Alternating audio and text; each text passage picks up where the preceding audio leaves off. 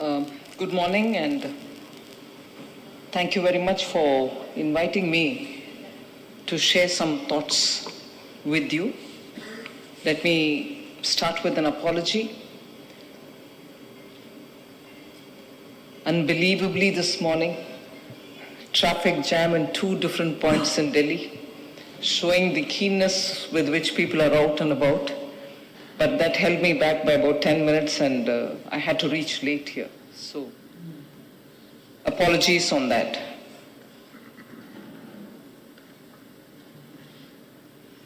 I will start by congratulating the CII for having initiated a process which was generally talked about for some time, but which was the need of the hour. Particularly after the G20 India presidency, I think it's just the right thing to do, and the thing which is so needed now, because if the emerging market countries, EMEs, emerging market economies, are going to be the growth engine, and the learnings from the G20 India presidency all indicate towards the need for greater discussion and a global engagement to understand where exactly the world will have to move from where we are today, at least for the next 20-25 years. Each country can have its own agenda, its own traction of its strength, and also the challenges that it has to face can all be specific to countries. But there is today, particularly today, post-COVID, post-recovery, somewhat partial I would say, post also unexpected, not one but 3 wars, the major disruptions that the world has seen. It has become necessary from the point of view of all voices to be heard, opinions to be churned, and the global agenda be set where all the voices have been taken into consideration. The agenda can be very well tailored on a larger macro level, at a global level, but from it, there should be a benefit and an inclusion of all countries. The inclusion of Global South, meaning the voice of the Global South heard prior to the G20 presidency by Hon'ble Prime Minister of India, and post that, making sure that the agenda that India presidency puts forward in the G20 would reflect the concerns of the Global South, have all shown that if there is will and if there is concerted action, if there is consensus and intent getting converted to action, then it is possible. The entry of the African Union into the G20 during India presidency showcases that the G20's will to act was there, it translated into action, and therefore you saw the entry of African Union into the G20. I am indeed grateful to the entire G20 membership for having enabled that. So with this kind of a background, if thought engines will have to exist somewhere, global growth engines can be in the emerging market economies, but thought engines will also have to contribute to it. And if thought engines have to contribute, they can't be somewhere exclusive in one corner of the world where the South doesn't reach. And therefore, this attempt of the CII, particularly immediately after the G20 India presidency, and particularly after the African Union's entry into the G20, is just the right thing to do, and I'm indeed grateful, therefore, for all of you who have come over here to participate in this it is going to be absolutely necessary to keep this momentum up, not just 1 year. For the next few years, we have to persist on this job of putting forward the concerns of the global south in both the development and development-related actions, and also in those actions which are going to be global but which will have a bearing on all of us, top of the agenda being climate action. I was glad to hear Professor Ricardo Horstman speak specifically now in his brief intervention about what exactly has to happen on climate action. I heard him keenly and absolutely right that there cannot be mitigation, adaptation related discussions from the standpoint of view of how much it's going to hit me. It also has to be from the point of view of how much of opportunity lies in it for all of us. And for that, of course, there needs to be a lot of thinking, sharing of ideas, and making good that those ideas don't just remain on the table where we discuss, but translate into specific action. So I would think the CII should keep this as an annual calendar event, make sure that this becomes a forum for policymakers to look to and seek ideas and thoughts with which policy which will have a positive bearing on the emerging market economies and also the global south. There are a few thoughts I had even as Professor Horstman was speaking, that the transitional energy, which he did not mention as a word, but I'm bringing it here, transitional energy challenge is a very big challenge. In the meanwhile, the rapidity with which we want to make ourselves green is another challenge running parallel, but both going in different speeds. Transitional energy and the cost of transitional energy is something which all of us are thinking about. The base energy requirement cannot be filled by renewable energy sources, is well known, but it is possible to think in terms of rapidly spreading the renewable energy in such a way that individual participation is ensured. India's, if I may use the word, India's success in rapidly moving in the renewable energy space, particularly through the solar, is because both the large park establishments and also the rooftop and the farm hedge-based solar panels are happening simultaneously. We are not just dedicating large stretches of land, barren land, desert land, to become the solar hubs. We are equally looking at small holdings of farmland which can have in their boundaries solar panels. Small households have solar panels on their rooftop with the assurance given to them that over and above what they consume, the rest can go to the grid and they will receive payments for it. So there has been a lot of thought going into India's solar and renewable energy execution, fulfilling our norms, nationally determined criteria, conditions, and also moving from one COP to another. The achievements of India in the renewable energy space is because we are making it inclusive. Development has to be inclusive, but the contribution towards these milestones will also have to be inclusive. Only then people realize that these are not things happening beyond them and that they have nothing to do with it. When they contribute to it, they also see the value that it brings to them as individuals and also as a society. One of the thought which Honorable Prime Minister Modi has also been talking to a lot of countries about in the context of International Solar Alliance is, can the world not be linked with grids running across countries and eventually touching every part of the world which will have sunshine 24/7. In the sense, there's always days somewhere when there is night elsewhere. So there should be a global connective grid system operating so that from somewhere there is solar energy getting onto the grid which keeps flowing where it is required. So life can become easier.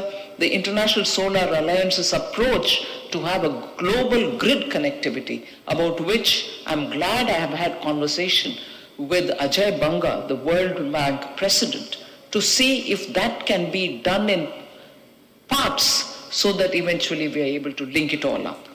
Similarly, I also have an appreciation, sense of appreciation. And I would think this is worth moving forward also, the Global Biofuel Alliance. Biofuel is within the realm of every country. You have your own sources of biofuel. You can do it yourselves. And I'm happy to say, when I was the defense minister, we even tried out using aviation fuel, which had a component of biofuel in it, and it was very big a success. Defense establishments were happy to see that biofuel can become effective fuel for particularly the aircrafts. So there are little but significant innovations happening, and I think we should move in that direction.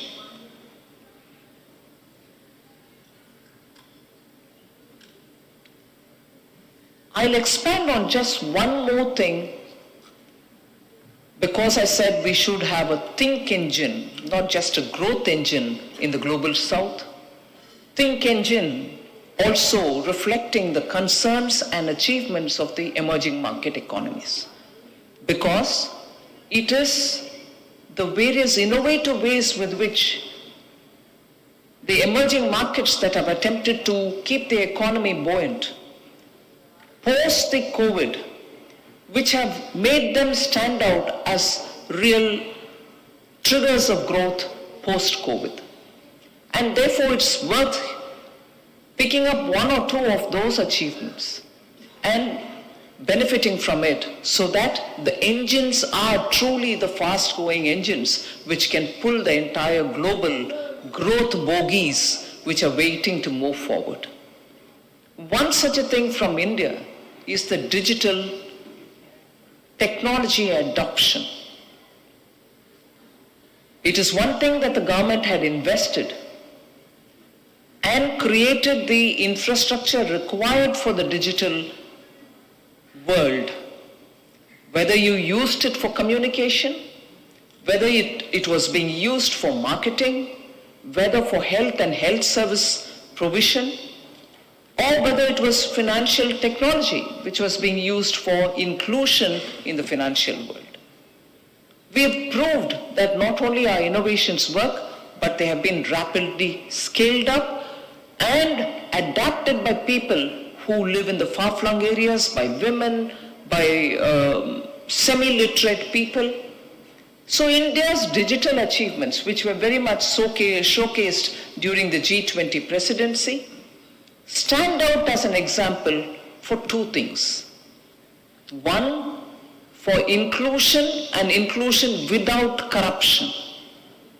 Because many of the emerging market worlds, that's not to say that developed countries are free of corruption in total, but emerging market and also global south need such technology-driven instruments to make their economies transparent, to be well-governed, and to make sure everybody benefits from governance. So India's fintech revolution, which actually showcases itself through the payment revolution that is happening digitally, has actually shown it is possible to have inclusion, better governance by saving money through technology. India, for instance, after having brought the direct benefit transfer to the accounts of the poor, government's money going to the accounts of the poor directly, have saved more than 2 trillion Indian rupees. 2 lakh crores of Indian rupees has been saved because no more spurious recipient of these benefits. So that makes a difference to your governance itself. brings transparency to the system, and the ultimate beneficiary gets the total amount which is due to him, and no pilferages happen. So if this is one side of the story, the other is the common citizen who's well away from the governance headquarters realizes that that very instrument which gives him the benefits also gives him the access to the global market. The way in which Prime Minister Modi has been pushing vocal for local, meaning be vocal about the local products, has made sure that India's poor artisans who stay in the backwaters of the hinterland are today able to make access to the global market.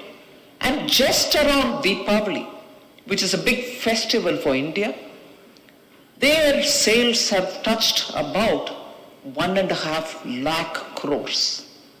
So it's no longer small 1,000 rupees or 10,000 rupees. The cumulative effect of technology reaching your doorsteps, adapted by common people because it's simpler to use, it can be used in any instrument, you don't need to have a smartphone, and if the language is in the language of the user, and India, I'm sure you are aware, has more than 22 languages officially declared as languages active in use. There are very many more dialects as well. So when people are able to use it in their hands, inclusion is achieved. I've been in the policy world for some time, not just as a minister, but even before that. This word inclusion has been on for a very long time. But today India can stand before you with its head held high, saying how inclusion was brought in just by sheer nudge. The Prime Minister could stand up and speak in his first address from Red Fort, saying those who are receiving subsidy for cooking gas, who don't deserve to get it, who are well above the poverty level, would they please give it up? And they did. More than 1 crore people gave it up. But that was immediately transferred to the poorest of the poor. Technology, similarly, just a nudge, small incentives have been adapted. So it's impacted on good governance positively. It has brought in inclusion, and all the sloganeering about inclusion did not have such results. So my submission for this forum, which is meeting at a very critical time when the global thought process will have to be inclusive, is such examples are better in achieving inclusion, in achieving green goals, than, I'm sorry, I will take this opportunity and use this platform to say it, than a single mono-sided decision to bring in border adjustment taxes. I want to make my industry green, so I will impose on you a certain tax because you're coming up with non-green products, and with that money, I will make my industry green. The border adjustment tax logic just goes against the concern of the South, the global South. Every country will have to have resources generated to meet with the demands so that we are better adjusted to the green commitments that we've made globally. But cross-border imposition and that money going towards somebody else's green agenda, if anything, if I don't sound extreme and if you will indulge me for a minute, is not moral at all. Lastly, whether it is climate, I understand you have 6 sessions. Very good concerns have been picked up, economic growth, on which all of us are speaking. You need to have technology, you need to have innovative ways of funding your own growth. You need to make sure that you've identified sections which need that kind of help. In a recent discussion, Honorable Prime Minister openly said, for a complex and very diverse country like India. He said, look, I look at only 4 different sections of India's society. And many of you I can see in the audience who are not from India. You must have heard about very many divisions which are natural. They have their strength, they have their weakness. But they have been effectively used by forces who do not want India to move fast on the growth track to speak against, whether it is caste, whether it is regional differences, whether it is linguistic division, or whether it is even religious differences. Things don't help if you divide using any of these.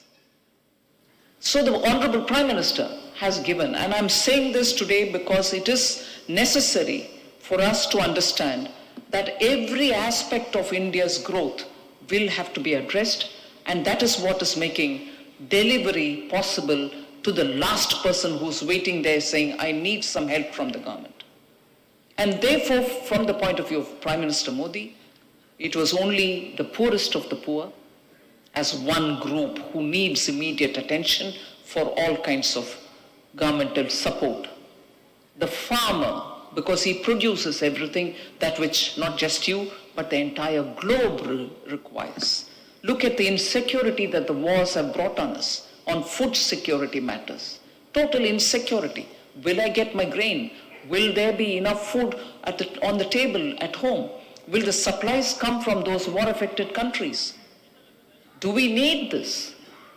So if countries do focus on their farmers, and for which, of course, the age-old fight of the global south against the WTO, for instance, for having accepted rules which are very favorable for some countries in giving assistance to their farmers, but not accepting any other country, such as the emerging market economies, to give assistance to their farmers.